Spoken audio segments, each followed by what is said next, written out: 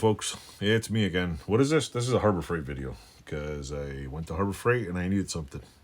What I did is I picked up cooter pins. Cooter pins, yeah. I heard that in another channel. Guys, I got some cooter pins. The other one I have, around there somewhere, where'd it go? Is like missing a few sizes. Like there's if you look on here, there's a couple of larger ones. The only reason why I bought these, I probably use these twice a year. They're one of those things where you'll have one of those items in any shop where you'll have 700 of these things, and you'll need that one time of the year. You're gonna need one, and that's it. And then someone will need one, and like you become that's like the thing to have. But if you don't have them, you always need them. So I got some of these are cheap. I don't know if these are like race car quality, or like if there is a grade, like is there like high steel, like does it really matter? Does anybody know? With that said, I also picked up a little green magnetic dish for like $4 something.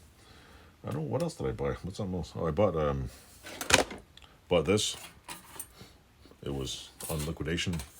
I don't normally buy socket holders, but when you're working on a bike and there's sockets all over the floor, I figured I'd rather buy a metal one because everything that's plastic I break, and I'm not a fan of everything like maybe in your drawer plastic holder, it lasts forever. But I bought these shitty Harbor Freight sockets, and I keep putting them on the floor. So they go on here like that too. And I haven't put them under yet. I noticed and just this I bought these metric Harbor Freight sockets. They're not terrible. I mean, for to be fair, they're home use. It's fine. Like for me, I'm not a mechanic. I don't work all day, so I know the purple one is 10 millimeter. It's the most important. And with that, I bought this. See, I can also hang it up too. Oh, there we go. It's like a hand rack thing. I mean, it's made with a pretty sturdy metal. These little things are. See, the little metal things here are just as cheap as the inner one. What I might do though is, since I don't have very many half-inch sockets, or these ones, I might go buy another one and steal all these pieces and change them all out. So that would be my only thing, because I don't have very many half-inch sockets, and I don't have very many quarter-inch. These are half-inch. I think these are 3/8 and quarter-inch.